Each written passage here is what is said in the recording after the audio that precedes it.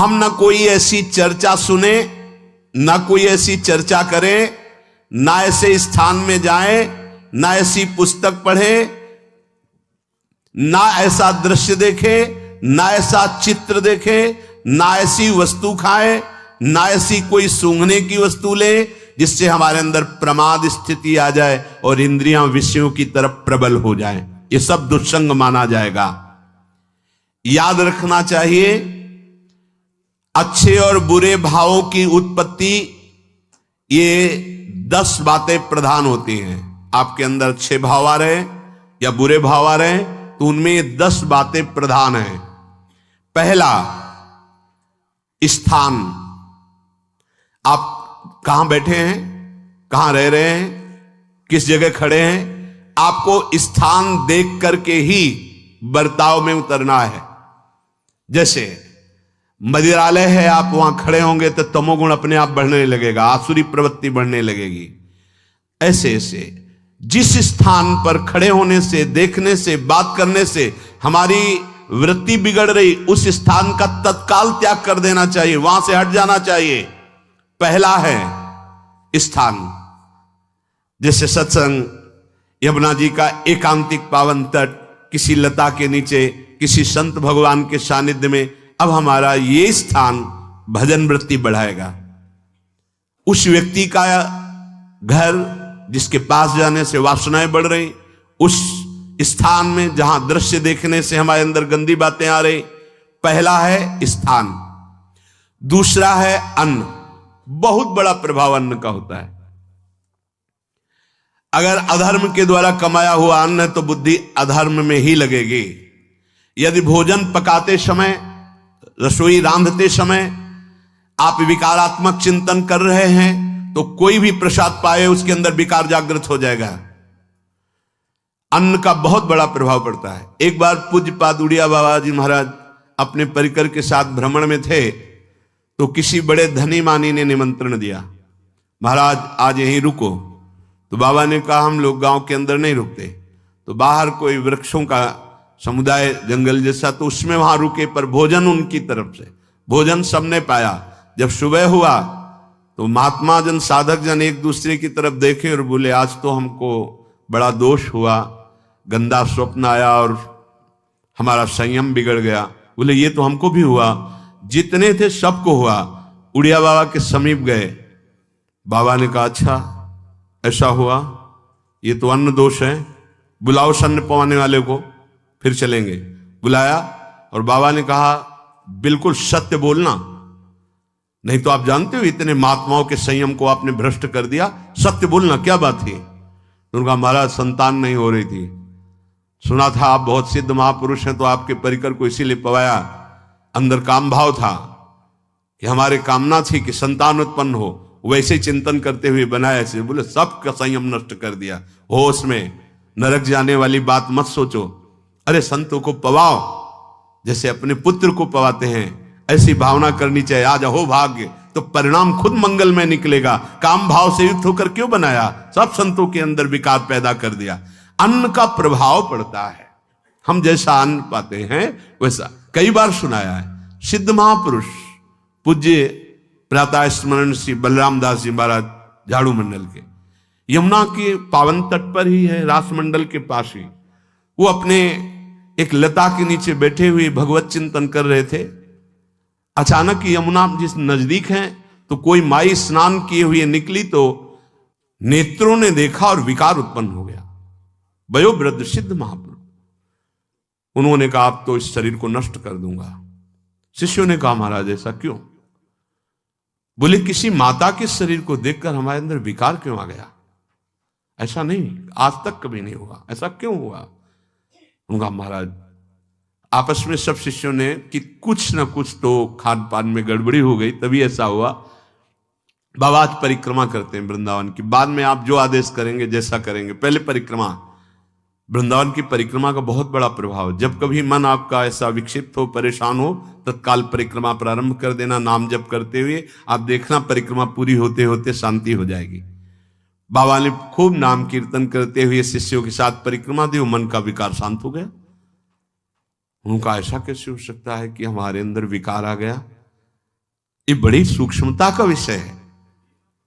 कल प्रसाद कहां से आया था? तो उस समय लाडले गोविंद देव जी महाराज यहीं विराजमान थे वृंदावन में।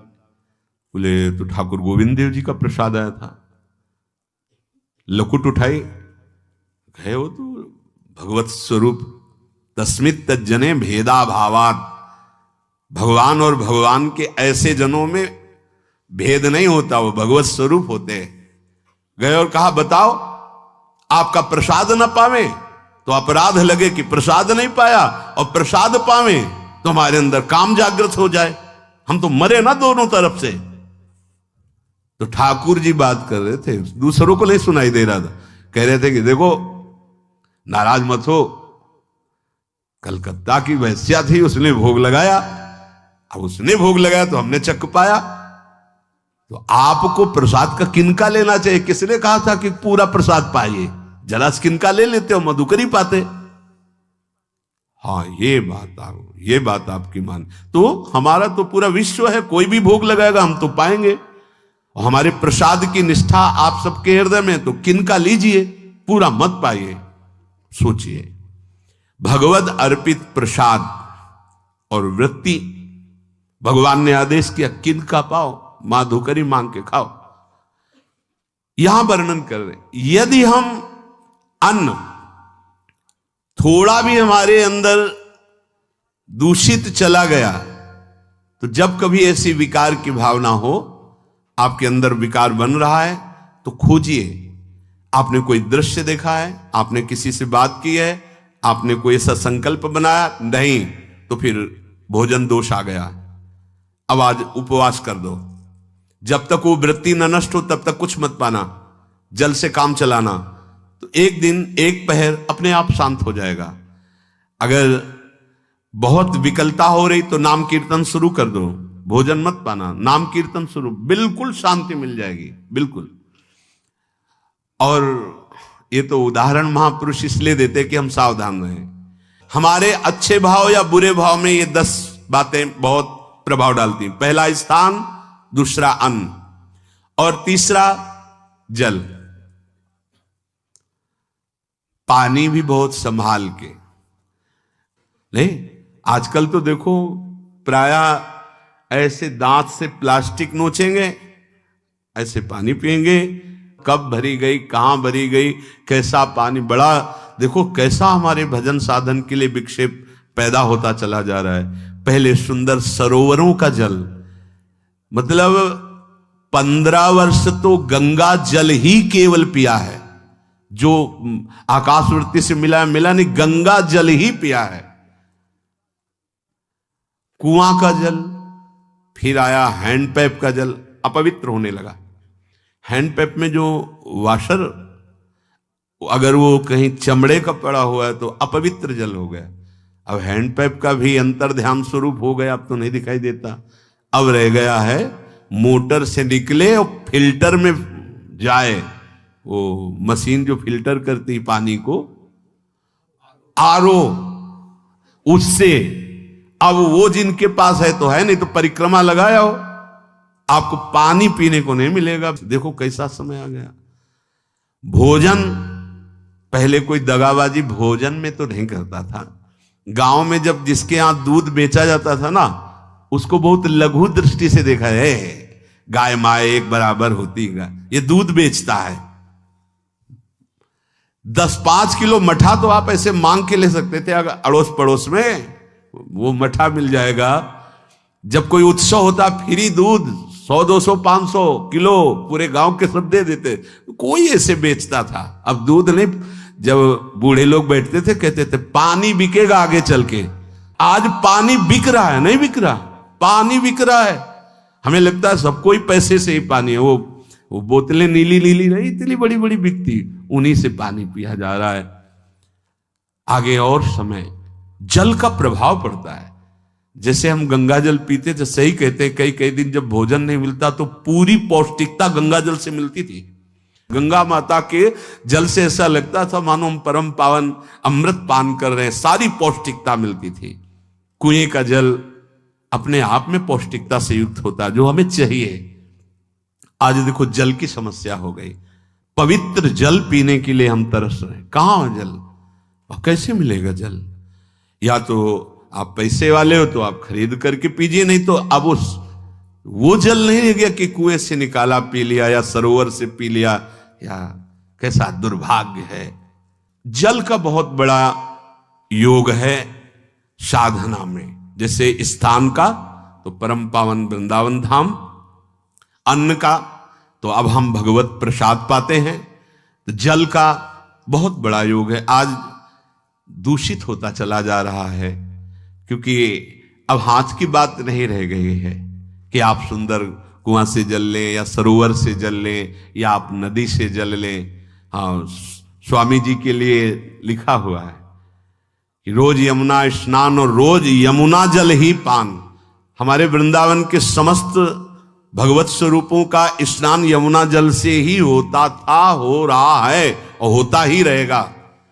बिहारी जी के लिए आज भी कलश में भरकर यमुना जल ही जाता है। वो कपड़ा से ऐसे ढक के जब हम 2 बजे परिक्रमा देते थे तो एक महाभागवत है, वो किसी को छूते नहीं, दूर से कहते छूना मत, बिहारी जी के लिए जल जा रहा है स्नान के लिए बिहारी जी का। फिर चौथा है आपका परिकर, जहां पर रह रहे हैं वो समुदाय, चाहे परिवार हो या आप समुदाय, वो कैसा है? रजोगुणी है, तमोगुणी है, सतोगुणी है या त्रिगुणातीत भागवतिक है, उसका प्रभाव पड़ेगा। पांचवा है आपका पड़ोस, आसपास वाले घर, जैसा है वैसा प्रभाव पड़ेगा आपके ऊपर। पड़ोस निंदनीय है तो बंधन से युक्त होना पड़ेगा।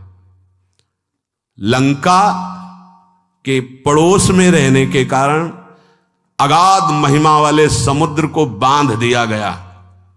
रघुनाथ जी ने पुल बांधा और दंड देने के लिए तैयार हो गए थे सरकार, अग्निबाण संधान कर लिया था। पड़ोस के कारण ही तो ना, पड़ोसी रावण था, इसीलिए आस पड़ोस का बड़ा प्रभाव पड़ता है।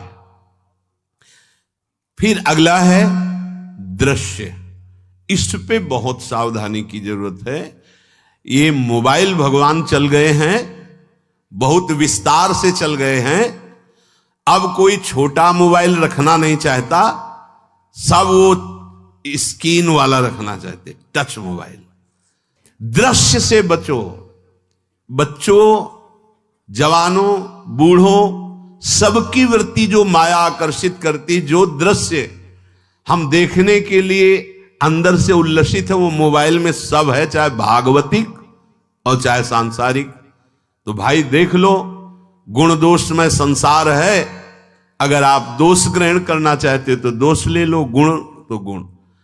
बहुत बहुत खतरनाक विषय है और बहुत लाभदायक विषय है। किसी संत की वाणी एक बार समझ में नहीं आई, अगर हम 10 बार सुने तो समझ में आ जाएगी। ये लाभदायक है।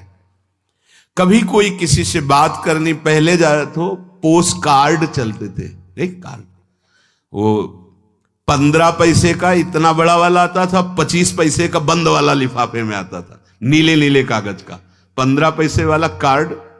उसमें चिट्ठी जाती थी महीनों में। कभी यहां 1 मिनट में अमेरिका से बात कर लो, कितनी बढ़िया बात हो गई। उसका दुरुपयोग ना करो। अब हमारी इतनी चंचल वृत्ति है कि दुरुपयोग करने के लिए उत्साह बढ़ जाता है। बोले अब सब काम हो गया है, अब एकांत सेवन कर रहे हैं, अंदर से सिटकिनी बंद और मोबाइल भगवान का संग शुरू। 2-4 मिनट सत्संग और अच्छे दृश्य देखे, फिर बगले में वहां सब होता है कि आप बस उसको ऑन कीजिए, फिर जो मनोरंजन शुरू होता है, फिर उपासक मिटिया मेट हो जाता है। ये बहुत सावधानी की बात कह रहे हैं। वैसे हमें लगता है यदि आप कोई बड़े कार्य वाले ना हो तो छोटा मोबाइल रखे तो अच्छा रहता है। तो इसलिए ये एक ऐसा कलयुग भगवान ने रचा है कि बचा पाना बड़ा मुश्किल है। इससे वृत्ति को बचाओ, जो बचा ले गया वो आगे साधना कर सकता है। बहुत सावधान बच्चों। हमें लगता है यदि आपका मन चंचल हो, आपके शासन में ना हो, तो स्क्रीन वाला मोबाइल अपने माता पिता को दे देना चाहिए। और हम कहते रखो, छोटा वाला रखो। कभी कोई आपत्ति विपत्ति या सूचना देनी हो, बढ़िया काम करता है। जरूरी नहीं है इतना बड़ा लेके चलना। हाँ, अगर आपको बहुत राजकीय विभाग के कार्य हैं तो बात अलग है कि कौन सी सामान कहाँ कैसे, तो वहां से वीडियो भेज रहा है, वो चेक कर रहा है, यस हाँ ठीक है अब चलाओ। अपने को क्या काम है? सत्संग अगर सुनना है तो सत्संग सुनने के अलग यंत्र आते हैं, चला दो उसमें। वो इतनी बड़ी लगती है, उसमें चिप, पेन ड्राइव ऐसे लगा दो और सत्संग सुनो। जरूरी वो दृश्य वाला रखो। यहां कह रहे दृश्य, अगर गलत दृश्य देखा तो बावरे बन जाओगे, और अच्छा दृश्य देखा तो भगवान के मार्ग के पथिक बनोगे। तो देखो, अच्छे दृश्य में भी दोष दर्शन की वृत्ति की गुंजाइश है। जैसे कोई लीला हो रही है, लीला के पात्र, जैसे हमारे ब्रजमंडल में रास लीला होती थी, ऐसे 12 वर्ष 13 वर्ष के लीला पात्र, सब नव किशोर, जहां भाव ही बने रोते रहो। अब वहां बड़े बड़े लीला पात्र हैं, अगर हमारी भावना शासन में नहीं है तो वहां हम अंग प्रत्यंग के दर्शन से हमारी हाव भाव वहां जो हो रहा है उससे हमारी वृत्तियां बिगड़ जाएं। जब छोटे छोटे लाडली लाल परस्पर खेलते हैं तो केवल आशीर्वाद देने को, रोने का मन होता है। अगर आप लीला भी देख रहे हैं तो बहुत सावधानी की जरूरत है, क्योंकि वो चिदानंद शरीर नहीं है, पांच भौतिक शरीरों, हमारी दृष्टि पंचभूत में लगी हुई है। नाम जप करो, लीला गायन करो, फिर देखो जो लीला है, यही जीवन का परम सुख मिलेगा। सच्ची मान लीजिए। बस हम बार बार ये कहते हैं, मोबाइल का सदुपयोग कीजिए, दुरुपयोग नहीं। मोबाइल बुरा नहीं, उसका प्रयोग बुरा है। दृश्य और साहित्य, वैसे ही मनोवृत्तियां फिसलने वाली हैं, और जब ये आ गया कि फिसलाने में कितना लाभ है तो हानि। ऐसा कोई साहित्य और आलोचना, ऐसी कोई वार्ता ना करे जिससे हमारे अंदर गंदे भाव आवे। यदि अच्छी चर्चा करते हैं तो अच्छे भाव आते हैं। देखो, अभी ऐसी कोई भावुक चर्चा होने लगे तो सबका हृदय द्रवित हो जाएगा, और गंदी चर्चा हो तो हमारा हृदय विकार युक्त हो जाएगा। और कार्य, आप जो कार्य करते हैं उसका प्रभाव आपके मन के ऊपर पड़ता है। और उपासना, आप उपासना भोगों की करते हैं या योग की करते हैं? ये 10 से भाव बनते हैं और 10 से भाव बिगड़ते हैं। स्थान, अन्न, जल, परिवार, अड़ोस पड़ोस, दृश्य, साहित्य, आलोचना, आजीविका का कार्य और उपासना। यदि ये भागवतिक हुए तो आपके अंदर भगवत भाव बढ़ेगा, और यदि ये रजोगुणी तमोगुणी हुई तो आपके अंदर आसुरी भाव बढ़ेगा। इन 10 से सावधानी पूर्वक व्यवहार होना चाहिए। हमारे ज्ञान में, साधना में, तपस्या में इतनी सामर्थ्य नहीं है कि हम अपने जन्म जन्मांतरों के जो कर्म संस्कार जमा हैं उनको भस्म कर सके। उन्हें केवल प्रभु ही कृपा करके नष्ट करते हैं। इसलिए चाहे जिस मार्ग का पथिक हो, चाहे गुरु रूप से हो, चाहे भगवान रूप से हो, वो आश्रय लेता ही है। क्योंकि बिना आश्रय के ये कर्म बंधन, ये कर्म संस्कार नष्ट नहीं होते, ये भोगने पड़ते हैं। कितना हम भोगेंगे? 1-2 जन्म में खत्म हो जाने वाली बात हो तो भी है। पूर्व भंडार तो भरा हुआ ही है कर्मों का, और नवीन कर्म हमारे ऊपर से हो रहे हैं। कहीं सतोगुण की वृत्ति आई तो शुभ कर्म हो गए, रजोगुण तमोगुण बढ़ा तो अशुभ कर्म हो गए। बस इसी में हमारा पूरा जीवन जा रहा है। बिना भगवद आश्रय लिए हम शुभ अशुभ कर्मों के जाल से मुक्त नहीं हो सकते।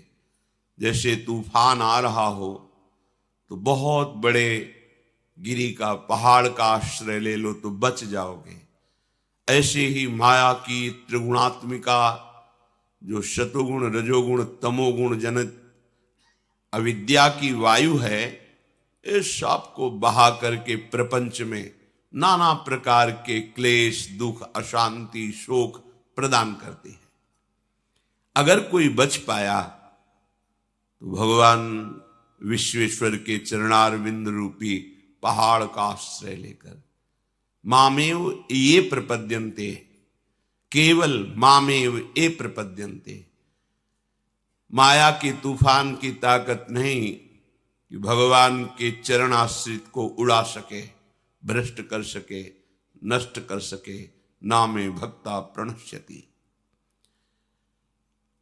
भगवान स्वयं आदेश करते हैं,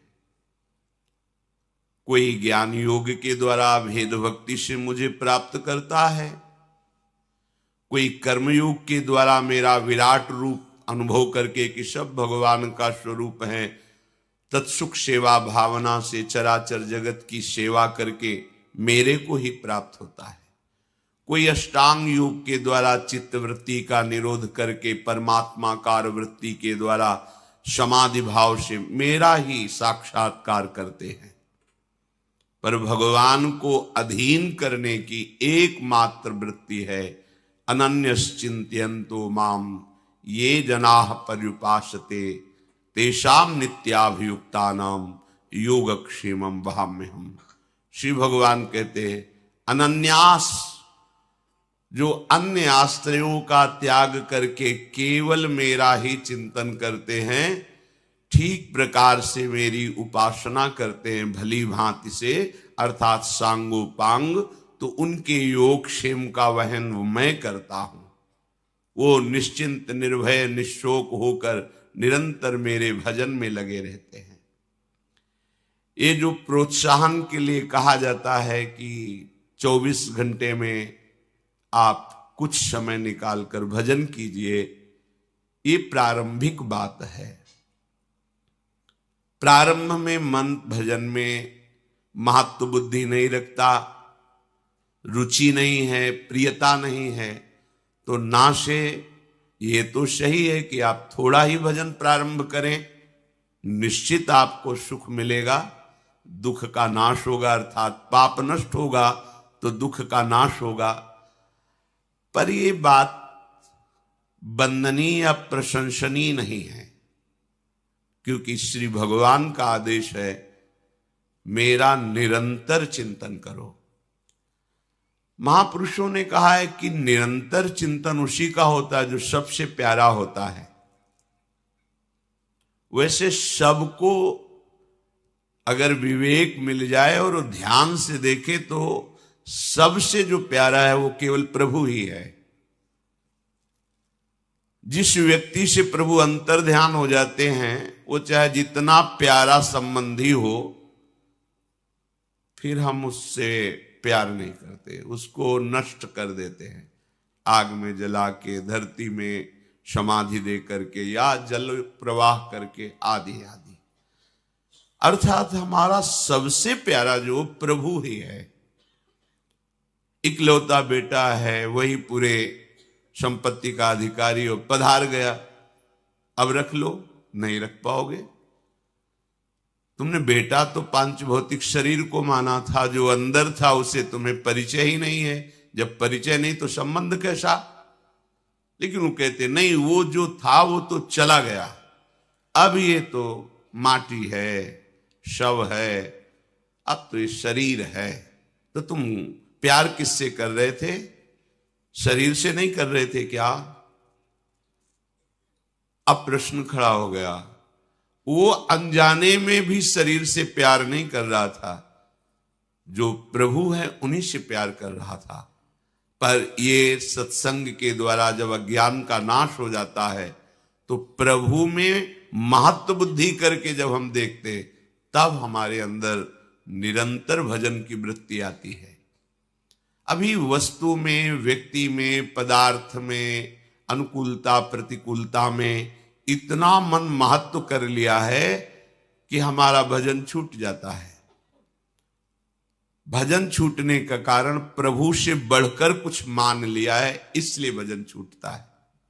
सच्ची बात, अगर प्रभु से बढ़कर कुछ ना माने तो भजन स्वाभाविक होगा, स्वाभाविक।